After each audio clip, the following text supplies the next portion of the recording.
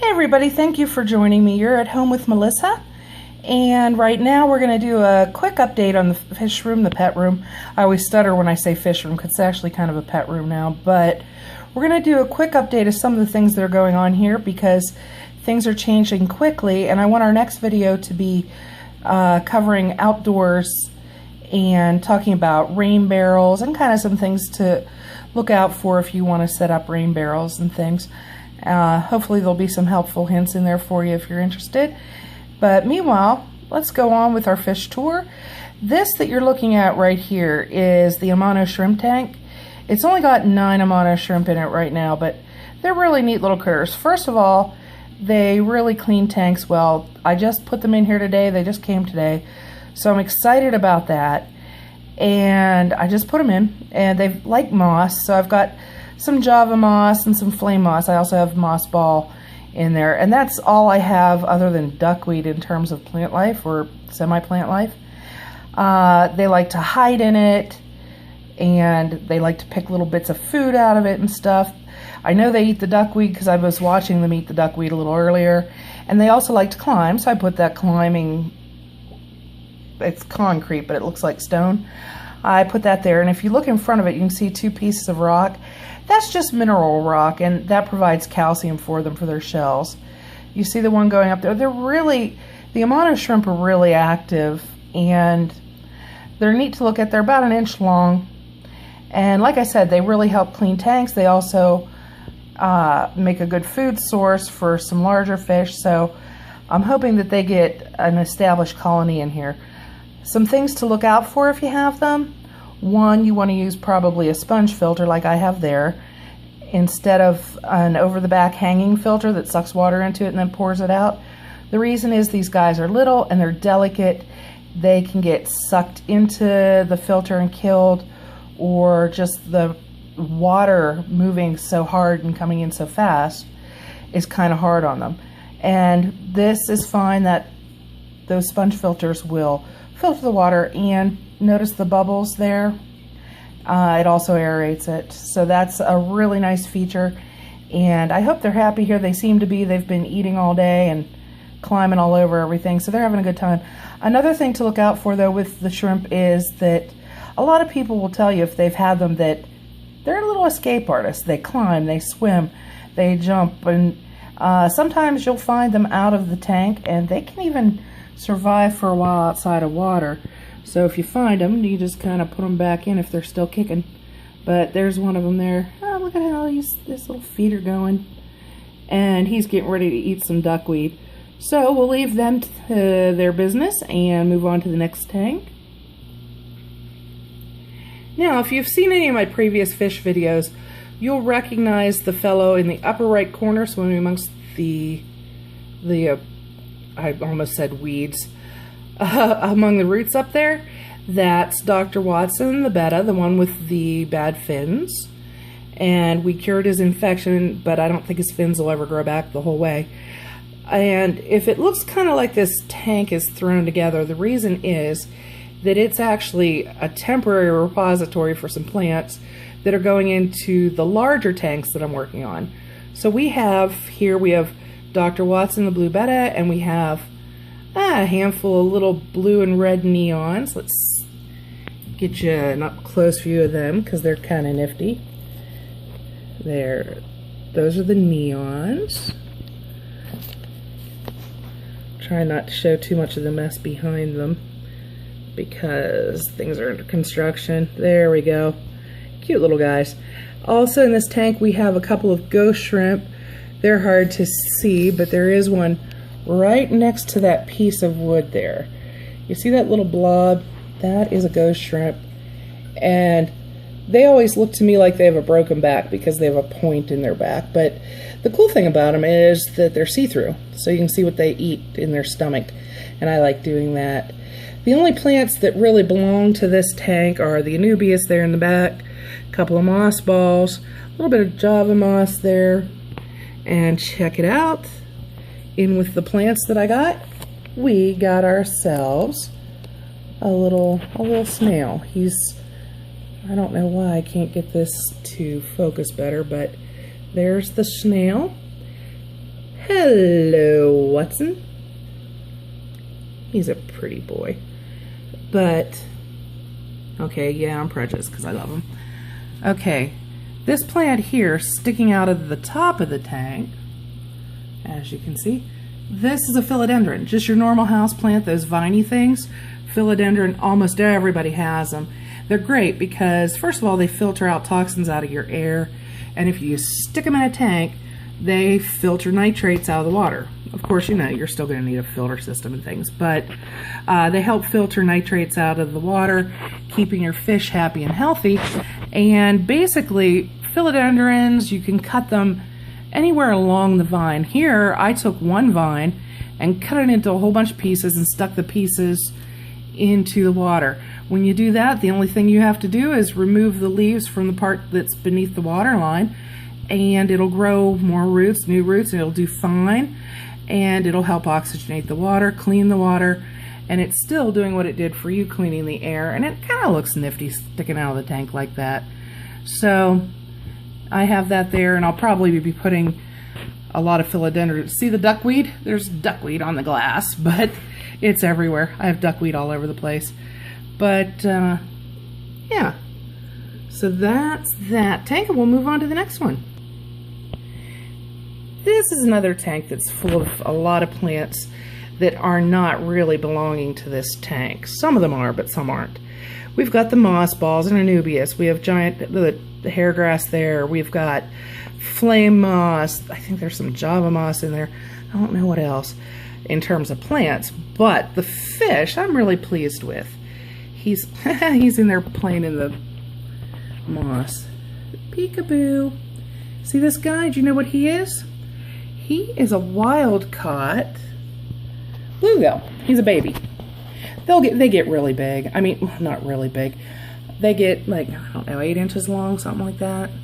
So they get semi-big. They're a panfish around here, but this guy is not going to be eaten. He's just hanging out there.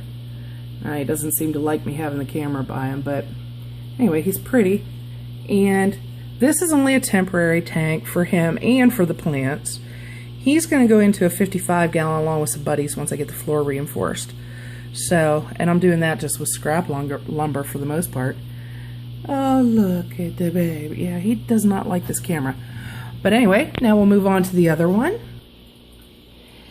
And this is Loki the Crazy Oscar. He's getting a 75-gallon tank for him and his pleco. There's his pleco. Hey, you're out. You're never out.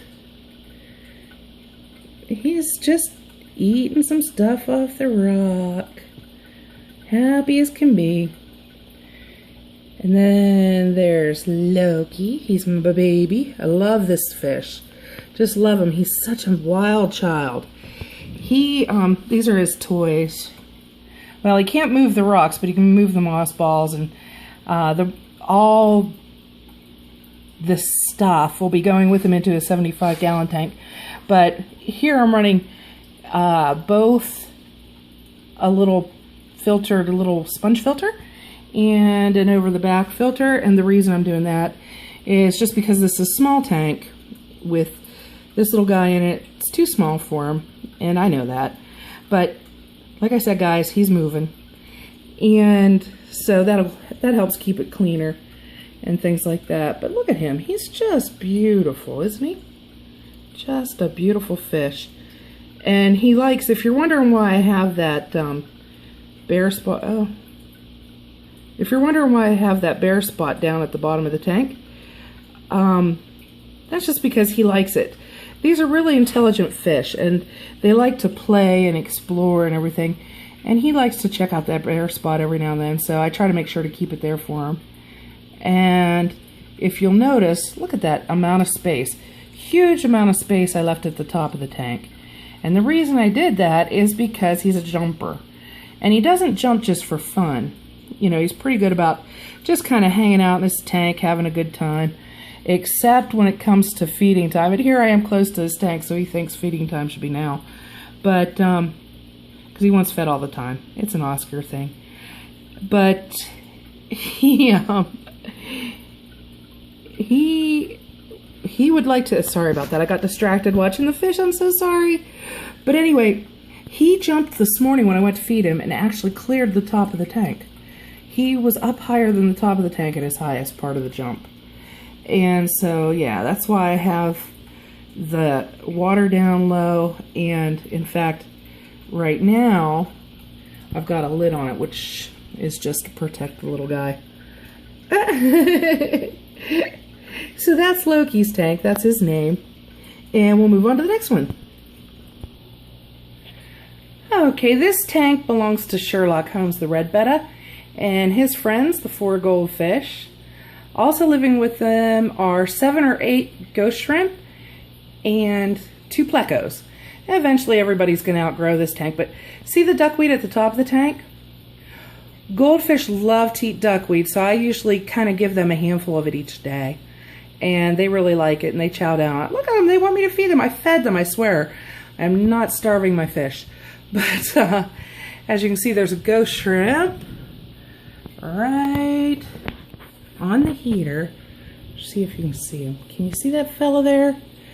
Right on the black part in about the middle. Oh, hi, Sherlock. Hello there. And the cool thing about bettas is they'll go up and breathe surface air. And little goldfishy guys, they're pretty happy today.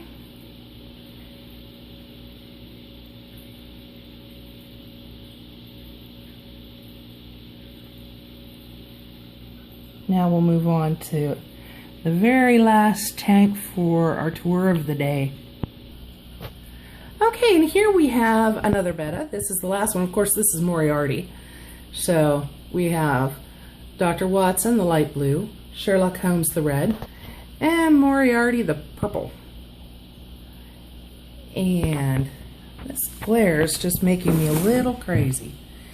And I have way more of the tetras in here than I want. That's because they're going into a new tank too, some of them. And they're going to be hopefully a breeding population. The last thing I want to show you in this tank though, we've got the tetras, the betta. Look at him, he's like, oh, I'm so excited. There's someone pointing a camera at me. Neat, huh? Let's see if I can find them. These guys are hard to find. I am looking for the last, I see one under the filter.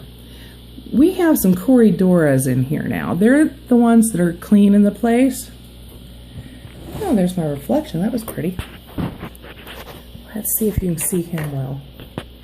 No, you cannot. That little lump under the filter is the Corydoras. They're a little catfish. They get 3 to 5 inches long. They like to school. And I have 5 of them, but it never fails that when I'm looking for them, I can't find them. Just can't find them at all. I can find him though. He's gorgeous. Isn't that pretty? And all the neons running around. There's Moriarty. Ooh, sorry for the shaky camera. I'm trying to avoid glare and watch the fish and everything all at once, and it's just not working. Okay guys, well, hopefully someday I'll be able to find some of the catfish in action for you. There's 5 of them in here, but they hide better than anybody I ever saw, I swear. I swear they hide even better than the see-through shrimp. Dun, da, da, da, da, da, da. So anyway, as silly as I am today, I'm sorry. I hope that you can forgive me for that. But we're going to end this fish tour on this goofy note, having looked at everybody. Nothing more of interest to see. And I hope that you enjoyed it and that maybe you learned a thing or two from 1 or 2 little bits or bobs of information that I had. Mostly I just showed you everybody though. So anyway, like I said, next time hopefully we'll be doing rain barrels, and I hope that you enjoyed this, and I hope that you also enjoy the rest of your day. Thanks again for checking in with me. Bye.